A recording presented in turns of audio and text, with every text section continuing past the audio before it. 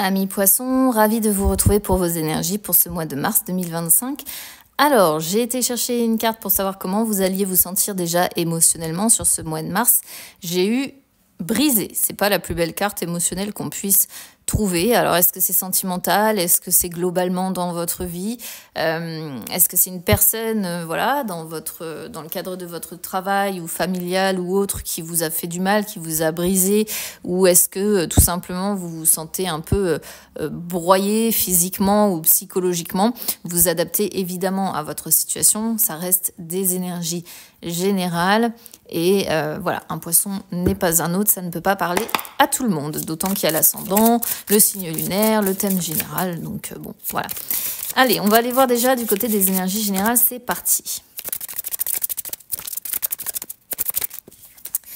Alors, roi de denier et... Oh, j'en ai 3. 4 de bâton, 7 de bâton. Je sais pas pourquoi elles veulent m'en envoyer 3 là déjà sur quelques tirages que j'ai fait. Alors, globalement, le roi de denier, moi, je l'aime bien. C'est ce que je dis souvent dans mes tirages.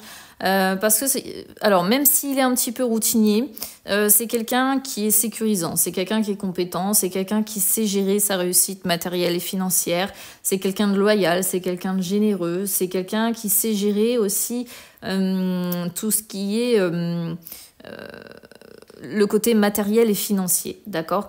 Le seul défaut de ce roi de denier, c'est le côté un peu routinier, d'accord? C'est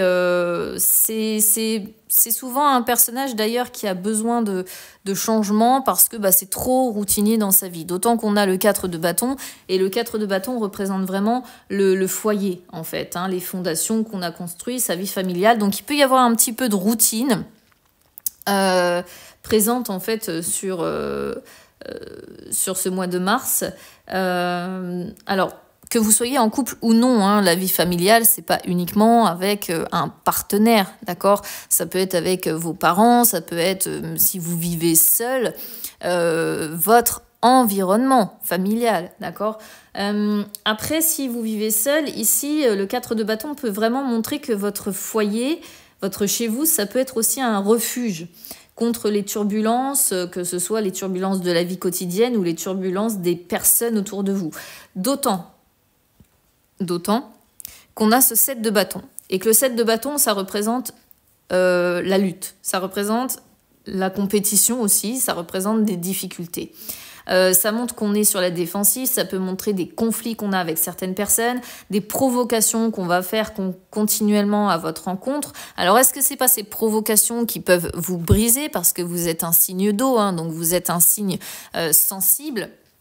Ça peut être ça aussi. Alors, est-ce que c'est pas des provocations au sein de votre cadre familial, des personnes de votre famille qui vous attaquent? Mais c'est généralement des attaques par jalousie quand même, hein. Et vous êtes dans l'obligation de défendre vos idées, vos désirs, vos besoins. Mais ça fatigue aussi. Ça fatigue d'être constamment sur la défensive. C'est compliqué aussi de ne pas plaire à tout le monde quand on est un signe d'eau. Alors encore une fois, c'est du général, hein. Quand je parle des signes d'eau, il y a des signes d'eau qui vont avoir, je sais pas, en ascendant un signe de feu et un signe de terre et qui vont très bien vivre ce genre d'attaque et qui vont savoir parfaitement répondre, et puis d'autres qui ont beaucoup d'eau dans leur thème et qui sont beaucoup plus sensibles, ok? Mais quoi qu'il en soit, on sent que vous allez vous battre, sortir en fait... comment dire, les armes et garder votre position ou rester sur vos positions pour vous protéger de ces attaques extérieures, avec peut-être par moment un besoin de vous réfugier dans votre petit nid douillet à l'abri de ces attaques. Alors, les énergies financières. Ça sort assez vite pour une fois. Là, on a des belles cartes. 9 de coupe même d'ailleurs en dos de deck. On a donc le cavalier de coupe et le magicien qui est une arcane majeure. Donc ici on est vraiment sur, comme je disais, de belles cartes. Le cavalier, c'est vraiment celui... Alors ça me fait rire parce que ça représente les signes d'eau. D'accord? Les coupes, on est dans les signes d'eau. Ok. Alors sur... les finances, ça peut montrer que vous allez recevoir des nouvelles en rapport avec vos finances, ok? Quoi qu'il en soit, vous allez être très connecter à votre intuition pour gérer vos finances. Vous allez vous faire confiance, tout simplement. Mais ce qu'on voit aussi, et avant tout, suivi du magicien, c'est que vous allez suivre vos envies, vos rêves, ce dont votre cœur aspire.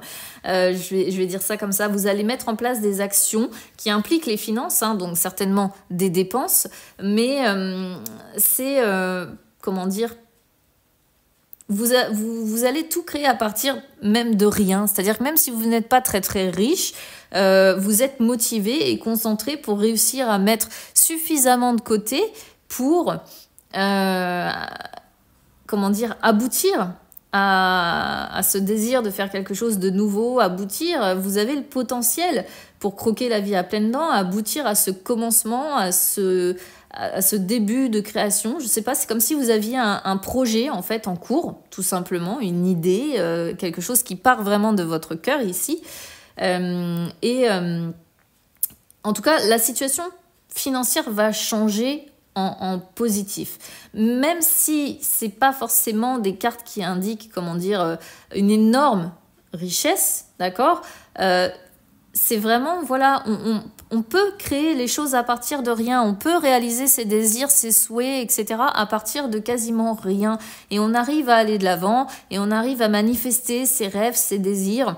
Et ça implique les finances. Donc, moi, j'ai l'impression qu'il y a des projets dans l'air qui impliquent des dépenses, mais vous allez savoir gérer les choses sans vous mettre dans la panade financière. C'est ça, vous allez réussir à suivre vos envies, vos désirs, etc., sans forcément débourser des 1000 et des 100. Je vais dire ça de cette façon-là. Alors, les énergies sentimentales, maintenant. Alors, surprise et croix. Ici, on est un peu sur deux énergies. Qu'est-ce que j'ai? En dos de deck, j'ai la cigogne, le changement. Donc, alors... Ici, le message, il est assez général, c'est-à-dire que vous soyez en couple ou que vous soyez célibataire ou encore en triangulaire, peu importe, hein, encore une fois, vous adaptez. On sent ici des événements qui vont arriver, mais en fait, c'est par hasard. C'est-à-dire ce sont des événements au niveau affectif hein, que vous ne pouvez pas prévoir. D'accord? C'est-à-dire que c'est indépendant de votre volonté. Ce n'est pas à cause de vos actions, ce n'est pas à cause de votre comportement, ce n'est pas à cause de tout ça. C'est vraiment des événements qui sont, moi je dirais, c'est le destin. Voilà, c'est le destin, c'est écrit, c'est fait comme ça, vous n'y pouvez rien. Et pourquoi je dis vous n'y pouvez rien? Parce qu'avec la croix, c'est pas forcément des événements positifs qui vous attendent. En tout cas, pas sur le mois de mars. Après, les choses vont changer, d'accord? Ou alors, il va y avoir un changement de partenaire pour certains. Parce que la croix peut représenter la fin d'une relation, quelque chose qui se termine ou qu'on a envie de terminer. Alors, pour les célibataires, ça peut être...